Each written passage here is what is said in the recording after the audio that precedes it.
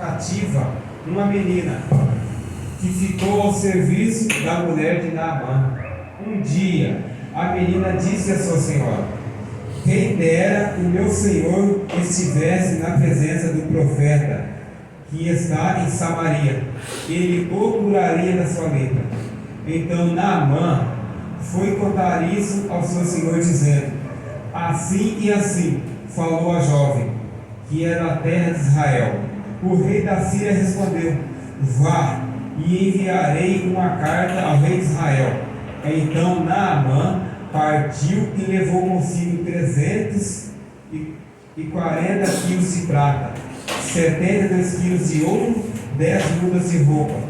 Levou também ao rei de Israel a carta, que dizia: tão logo esta carta chegar a você, saiba que eu lhe enviei Naamã, meu servo, para que você o cure da sua lepra. Quando o rei de Israel acabou de ler a carta, rasgou as suas roupas em sinal de medo e disse: por acaso sou Deus, com o poder de tirar a vida ou dá-la, para que este envie a mim um homem para eu curá-lo de sua lepra? Como vocês podem notar e ver, ele está procurando um pretexto contra mim. Mas quando Eliseu, homem de Deus, ouviu que o rei de Israel havia rasgado as suas roupas, mandou dizer ao rei: por que o Senhor rasgou as suas roupas? Deixa ouvir a mim, e ele saberá que há profeta em Israel. Então Naamã foi com seus cavalos e seus carros e parou à porta da casa de Eliseu. Eliseu lhe mandou um mensageiro dizendo: vá e lave 7 vezes no Jordão, e a sua carne será restaurada e ficará limpa.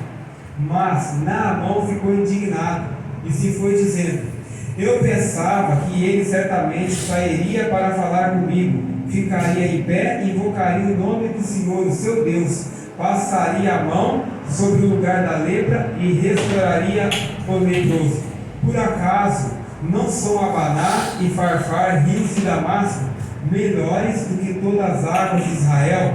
Será que eu não poderia me lavar neles e ficar limpos?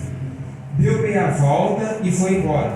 Muito irritado, então os seus oficiais se aproximaram e lhe disse: meu pai, se o profeta tivesse dito alguma coisa difícil, por acaso o senhor não teria feito? Muito mais que ele apenas disse: lave-se e você ficará limpo.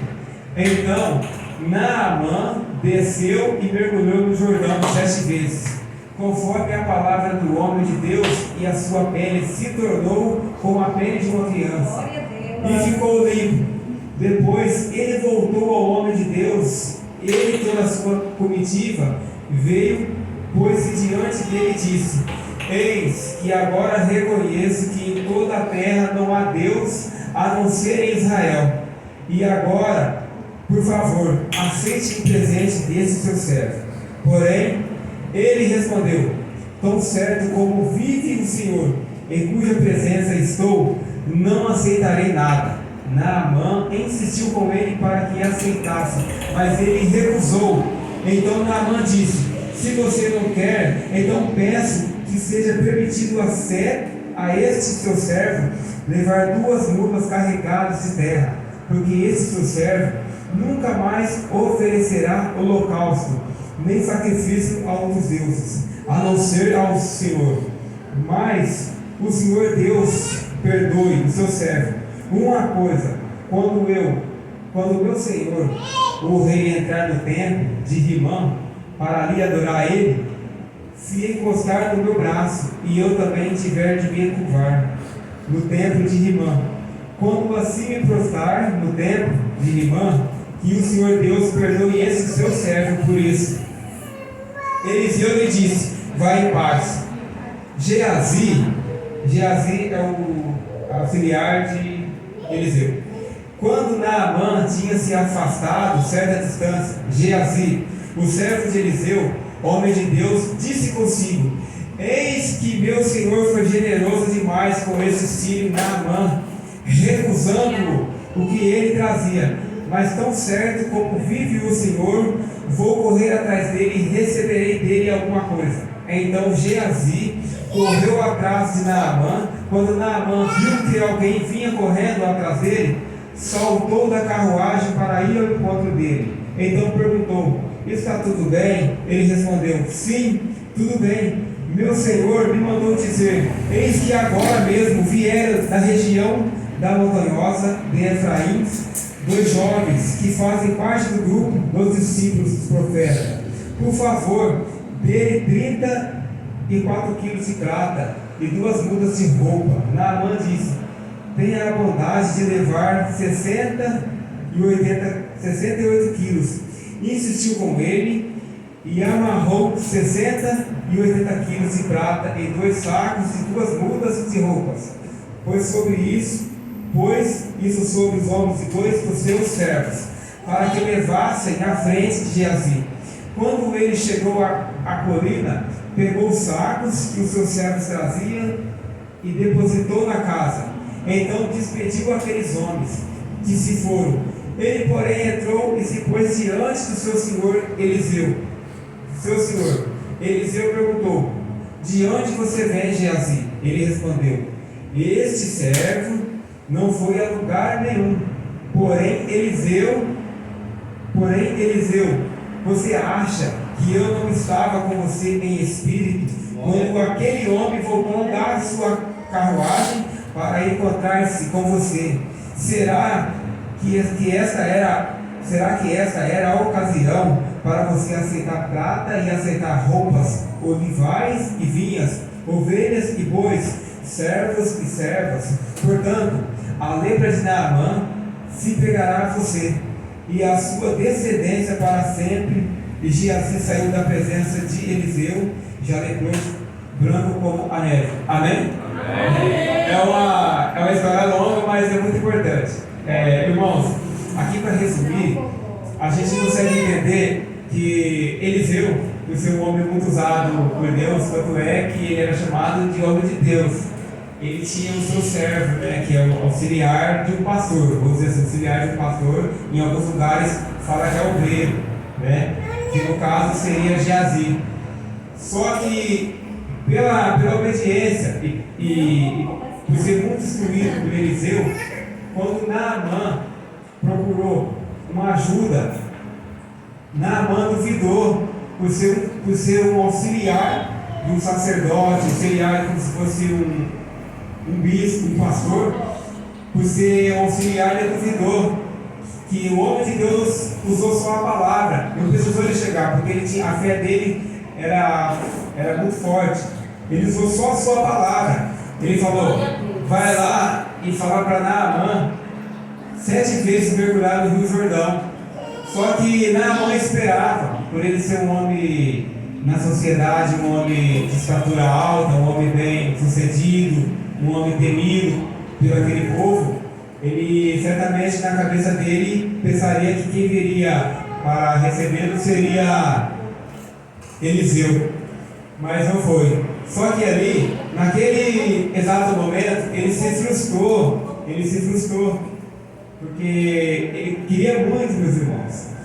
Queria o quê? Que Eliseu viesse até ele, talvez fizesse uma oração até forte, por se tratar de ser Naamã, um homem que através dele muitos benefícios aconteceu pelo seu povo. Só que ali a gente consegue entender que na verdade é como se fosse um pretexto de Deus. Ele quis não duvidar, mas ele usou para saber o tamanho que era a fé de Naamã. Porque a gente consegue entender, se a gente tiver fé, não importa quem seja o homem de Deus, aquele homem que está ministrando aquela palavra, se ele falar: olha, em nome de Jesus, você vai curar, você vai vencer essa situação, você vai dar a volta por cima, você vai vencer os obstáculos, você vence. Só que a fé, irmão, a fé não é duvidosa, porque aonde a dúvida entra, a fé não consegue exercer. E no meio do decorrer, a gente consegue entender também que houve uma desobediência. Uma desobediência que no linguajar de hoje, um vocabulário mais fácil seria um furto, um roubo, Porque aqui no caso, o auxiliar, né, que seria Geazi, desobedeceu o seu mestre, que é Eliseu. Desobedeceu, e no meio da caminhada, aquela enfermidade que estava em Naamã passou para ele e a sua descendência. Por isso que a gente devemos, querendo ou não, como somos repreendidos, não importa o que seja, se for pelo bem, a gente deve abaixar a cabeça e se tornar humilde e reconhecer que realmente precisamos melhorar em algo. Porque desde o momento que a gente começa a deixar o nosso ego, o nosso eu querer falar mais alto, achar que está bem, achar que está tudo bem, está tudo certo, que é independente, que pode tudo sozinho, aí que está o grande erro. Porque as melhores coisas começam a acontecer quando a gente realmente abrir o nosso coração para deixar a palavra entrar. Quando a palavra entra, a mágoa cai por terra. Quando a palavra entra, tudo muda, tudo se faz de novo. A gente começa a entender a palavra de Deus quando a gente começa a se arrepender, deixar aquilo que não presta de lado, deixar mentira de lado. Porque aqui esse servo aqui, ele foi mentiroso. Tanto é que Eliseu era um homem de Deus. E espírito, ele viu que o servo dele mentiu. Porque a mentira, irmão, a mentira, o pai da mentira é o diabo. A Bíblia fala, o mentiroso não tem vez. Às vezes a gente é deparado em várias situações que o inimigo usa a gente para querer mentir. É onde que Jesus falou. Ele não falou assim, tem que orar e vigiar. Ele falou, não, vigiar e orar. Porque a gente tem que vigiar, né? Porque às vezes a gente é testado a todo momento pelo inimigo. Às vezes você pode estar fazendo tudo certinho, mas se tiver uma mentira, se tiver algo que não está compatível com a palavra de Deus, já está servindo outro Deus que não é o Altíssimo. Porque Deus ele é verdadeiro, Deus ele é puro. Deus ele vê o interior da pessoa, né? Ele conhece a gente no deitar, no levantar, no trabalho, na rua. Ele sabe os passos que a gente anda. Ele sabe a intenção, né? Então a gente, para alcançar a misericórdia de Deus, a vida eterna, a transformação em nossas vidas, a gente consegue através da busca do Altíssimo. É em choro, é arrependimento. Aleluia, É arrependimento. Porque ninguém é perfeito. E o próprio Senhor Jesus, ele veio para aqueles que são doentes. Ele quer aquelas pessoas que muitos olham assim, não dá nada. Aquelas pessoas que a sociedade, aquelas pessoas que precisam de um abraço, pessoas que precisam de uma palavra, irmãos. E a palavra de Deus ela é rica, né? Ela é rica, ela é eficaz, ela transforma, ela faz algo acontecer, o sobrenatural acontecer. E tanto é que a Bíblia, hoje ela vem aqui, essa Bíblia aqui, ela não foi feita só para teólogo, não. Ela foi feita para aquele que quer viver uma vida reta. Porque a Bíblia é o manual da vida do ser humano. Porque quando a gente começa a ler a Bíblia, a gente começa a entender que a vida da gente não está de acordo com a palavra, a gente começa a colocar em prática. Aí quando a gente começa a colocar em prática, a gente vê que realmente nós estávamos vivendo a ignorância. E quando a gente está na ignorância, nós não conseguimos conquistar algo. Primeiramente, o que é algo? É o bem-estar, que é o interior da nossa alma. Porque, meus irmãos, quando a nossa alma não está bem, quando a gente não está bem em espírito com Deus, nada vai bem. Um dia já acorda ruim, o dia se torna péssimo, porque a gente está em dívida, tem alguma coisa que vai ter que abrir mão. E a consciência, que é o espírito, ela nos acusa, porque quando a gente não está de acordo com as coisas de Deus, a gente não está vigiando, não está obedecendo, não está colocando Deus de primeiro e único em nossa vida, a gente deixa. Deus está vendo. Só que de muitas vezes, quando a gente chega atrasado no trabalho, às vezes a gente vai fazer algo, eu esqueci uma coisa ali, outra coisa ali. Se a gente parar para pensar, é um livramento que Deus está dando para cada um de nós. Né? E a Bíblia, a palavra de Deus fala que nós temos que dar graças a Deus em tudo. Até naquilo que deu errado. Se deu errado é Deus está na frente. Porque Deus, o cair de uma folha não cai sem a permissão de Deus. E se hoje a gente está aqui, se a gente está aqui hoje, é porque Deus permitiu nós estar aqui hoje. Porque a palavra fala, bem-aventurado aqueles que são perseguidos E a gente sabe que essa obra aqui já é perseguida. Essa obra aqui já é perseguida. E a gente consegue entender que de várias maneiras tentaram fechar esse lugar. Tentaram fechar, mas não vai fechar. Porque Deus usa, Deus catou os loucos para confundir os sábios. Aqueles que um dia estavam na rua, aqueles que um dia estavam com baseado entre os dedos, com a carreira de farinha esticada, ou com a arma na cintura, ou em frente da banheira, ou um lugar que era já, quem está no mundo fazendo essas coisas, se torna a luz do mundo. Só que essas pessoas que estão lá, elas têm que vir para a luz, porque através dessas pessoas vão alcançar aquelas que é igual a elas. Então Deus escreve certo por linhas tortas. Então tudo é Deus. Deus sabe todas as coisas, meus irmãos. Porque a palavra de Deus, quando ela chega no necessitado, ela não chega que nem um banquete, que nem o inimigo oferece. Porque a gente sabe que aquela pessoa que faz pelo inimigo, nosso adversário, a pessoa faz com todo o coração. A pessoa não atrasa um segundo. Se a pessoa tem que entregar algo meia-noite, ela não atrasa um segundo, tem que estar lá certinho, porque ela sabe, se ela errar, ela apanha. Ela é um cavalo, né? Tudo as coisas ruins. Só que a gente tem que enxergar e pensar, peraí, os filhos da treva têm temor às coisas malignas, eles andam na linha. Porque para Deus eu não posso fazer mais. Se a gente parar para pensar, Deus é maravilhoso. Deus tirou a gente daquilo que não prestava. Deus tirou a gente do vício. Deus nos encoraja. Deus ele entra de várias maneiras em nossas vidas, através de uma enfermidade. Ele permite situações com aquele que é desobediente, para ele mostrar que ele é Deus. Porque, meus irmãos, tem várias que a gente senta de lado de pessoas para querer desabafar um problema, a gente quer desabafar uma luta, a gente quer desabafar um percalço, algo que a gente precisa de alguém para conversar. Só que, infelizmente, não sabe o que a pessoa tem dentro. Porque tem gente que está torcendo pela sua derrota, infelizmente. Tem gente que não está querendo ver o outro irmão bem. Porque a pessoa que quer ver o outro irmão bem, ela fecha junto. Ela está do lado da pessoa, ela fala, ela vai repreender aquela pessoa e falar: você vai me desculpar, meu irmão, mas os caminhos que você está andando é daí para pior. Eu não vou te julgar, mas a palavra ensina. Porque o que separa o homem de Deus é o pecado. Enquanto a gente não vigiar, enquanto a gente fazer a vontade do corpo, da carne, do mundo, vai ser um crente dividido. E a palavra de Deus fala que é melhor frio ou quente. Morno, o próprio Deus fala que vomita. Então, para a gente não se tornar semelhante a esse tipo de comparação, o único jeito de encontrar com a palavra de Deus, com o Espírito Santo, é voltar para Jesus, de toda a alma e de todo o coração.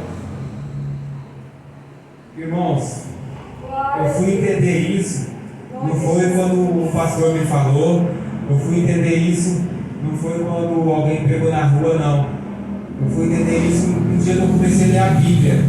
Eu comecei a ler a Bíblia, e a Bíblia que eu tinha, ela era a tradução mais difícil. E eu não compreendia, eu tinha até raiva da Bíblia. Eu falei: isso aqui não é para mim, não consigo ler, eu não sei falar essas coisas. Aí um dia eu estava em casa, eu queria aprender a ler a Bíblia, eu queria saber quem era Jesus, eu queria saber o que era isso. Aí eu estava indo na igreja ainda. Glória a Deus. Só que eu estava distante, porque na minha casa a Bíblia ficava aberta no Salmo 91, no Salmo 27, eu não lia a Bíblia nem a pau, não lia a Bíblia. Eu só malemar, eu ia ler a Bíblia quando eu estava na igreja, quando os irmãos, o pastor abria, e eu era uma fachada. Eu não estava vivendo aquilo, não estava entendendo, não estava levando a sério. Aí um dia, na minha casa, eu comecei a pensar comigo. Eu falei: peraí, lá na rua eu vivia desse jeito, e quando eu estou na igreja eu estou vivendo igual na rua. Porque eu vi que eu não estava sendo verdadeiro com Deus, eu estava sendo traidor de Jesus. Então Jesus não merece isso. Aí foi aonde eu comecei a parar para pensar. Foi aonde que eu pedi uma ajuda com um amigo meu, que já fazia tempo que ele já está na presença. Aí eu pedi uma ajuda para ele, meu amigo: irmão, eu tenho uma Bíblia aqui, eu tenho dificuldade, eu não estou entendendo nada. Você pode me indicar alguma? Ele me indicou a Bíblia, irmão. E essa Bíblia é NVI. uma tradução mais atual, foi através dessa Bíblia que eu comecei a entender mais a palavra de Deus. E graças a Deus, que oração e arrependimento, o Espírito Santo entra. Aí ele começa a te dar mais entendimento. E aonde a gente começa a meditar na palavra de Deus, a gente começa a entender que a nossa vida não está de acordo com a palavra de Deus. Porque a gente pode ficar, irmãos, você pode ficar 50 anos dentro da igreja. Se a pessoa realmente ela não querer evoluir que eu falo é assim, meus irmãos. Por favor, eu quero que todo mundo entenda. Quando a gente fazia no mundo, as coisas para o mundo, né, fazia com prazer, com vontade.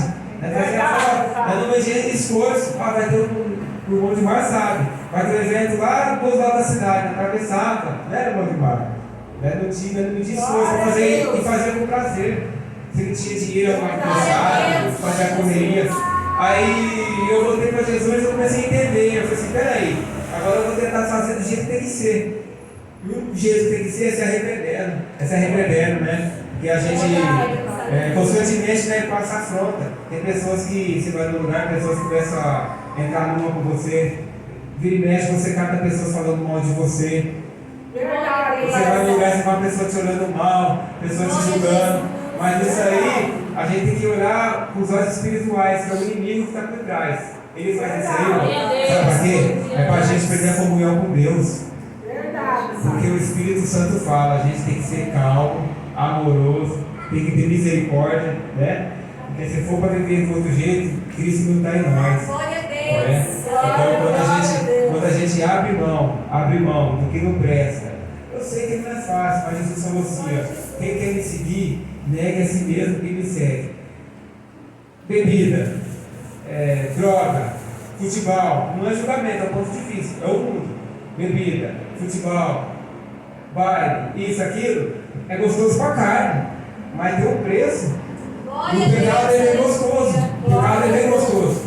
E a idade chega, as consequências chegam, aí aquilo que a gente recebeu, mas para tudo vai ter que dar conta, vai ter que colher o que plantou. Então, quando a gente parar para pensar nisso, falar assim: peraí, se eu fazer mais para Jesus, se eu começar a orar mais, se eu abrir um jejum, nem que seja uma vez na semana, ou sei lá, se eu começar a voltar mais para as coisas do alto, que é as coisas de Deus, eu vou ter a minha recompensa, que não vai vir do homem, não, vai vir de Deus. Né? Porque quando a gente, meus irmãos, quando nós realmente está focado nas coisas de Deus, quando a gente passa apertado, passa apertado mesmo, todo mundo passa pelo deserto. Quando nós passamos apertado, a nossa consciência automaticamente nos traz um conforto, porque nós sabemos aonde nos correr. Aí quando a gente dobra o joelho, nós conversamos com Deus, Ele está na frente tomando conta da situação. E aquilo que a palavra de Deus fala, que aquilo que era para dar errado vai dar certo. Glória a Deus. E Deus está na frente, né? Então, meus irmãos, que essa palavra, ela chega, né, com simplicidade, com humildade, em cada irmão, cada irmã, né? Porque o que realmente liberta é a palavra. Não é a pessoa ficar virando piruleta, não é a pessoa ficar... Porque é assim, cada um tem, né? Só que, veja bem, se você for num ambiente e 50 pessoas ao mesmo tempo ficar gritando, falando, a palavra pode ser percebida. Porque tem que ser com decência. Tudo tem o seu tempo. Só que a palavra é que liberta. Porque o Senhor Jesus falou: e conhecereis a verdade vos libertará. E o diabo, quando Jesus foi levado no deserto pelo Espírito Santo, quando foi tentado pelo diabo, o diabo falou: se você está com fome, se você é filho de Deus, transforme essas pedras em pães. Jesus falou: não só de pão viverá o homem, mas de toda a palavra que sai da boca de Deus. Aí nós conseguimos entender o tão importante que é a palavra de Deus. E a palavra, ela muda, ela transforma, ela liberta. Então, meus irmãos, que essa palavra ela chegue em cada irmão, que seja uma palavra simples, mas é uma palavra que é de Deus. Aqui eu sou toda da Bíblia, essa palavra não é minha, né? Essa palavra é de Deus. Mas é a palavra que chega em cada irmão, porque às vezes é bom ler a Bíblia para alguém, falar de Deus para alguém, porque tem irmãos que têm necessidade de ler, tem irmãos que têm uma dificuldade. A gente tem que ter paciência para falar das coisas de Deus, tem que ter amor de falar, porque a palavra de Deus é sagrada, né? As coisas de Deus é sagrada. O zelo é uma coisa muito importante. E a oportunidade é única, porque nós sabemos, meus irmãos, que ninguém sabe se aqui 10 anos, 5 anos, nós vamos se ver. Igual quando o apóstolo Paulo foi, ele falou: eu vou, mas não vou ver vocês mais. Não foi, Isaac? É do mesmo jeito aqui hoje. Todo mundo com saúde, graças a Deus, na presença de Deus. Mas vai chegar um dia que a gente não vai se ver mais. A gente vai se encontrar no céu e vai ser transformado. Por isso que a gente tem que estar na presença de Deus e focar no que vem do alto. Porque luta todo mundo tem que passar. O Senhor Jesus falou: a luta vai ter. Por isso que hoje a gente busca Jesus. Não para receber bem materiais. Isso aí, se a pessoa arrumar um trabalho, ela vai conseguir, pouco ou muito ela vai conseguir. Mas isso perece, fica aqui. Agora a gente volta para Jesus porque ela quer conhecer Ele, ela quer estar com Ele. Glória a Deus. Ela quer cear com Ele, ela quer sentar na mesa com Ele, quer desfrutar dos bens que Ele deu para nós. Porque na Bíblia tem muitas maravilhas que Deus deixou para os filhos dele. Então nós somos filhos de Deus. Então todo pai que tem um filho que é obediente, ele se alegra. Aleluia. Glória a Deus. Então, se a gente parar para pensar, a gente fica muito feliz quando a gente obedece a Deus. Ele coloca Ele em primeiro plano em nossas vidas. Quando a gente consegue perdoar pessoas, sabe? É assim, meus irmãos. Às vezes a gente passa uma perseguição no serviço, na vizinhança, na rua. As pessoas vêm para confrontar. Só que a gente tem que ser feliz nessas horas, sabe por quê? Porque quando você está passando luta e perseguição, é porque você está no caminho certo. Você está no caminho certo, irmão. Se você está buscando a Deus, se você quer dar um passo, se você está se esforçando e começou a vir luta, fique em paz. Esse é o caminho. Glória a Deus. Em nome de Jesus. Meus irmãos, que Deus abençoe cada um. Glória a Deus. Eu agradeço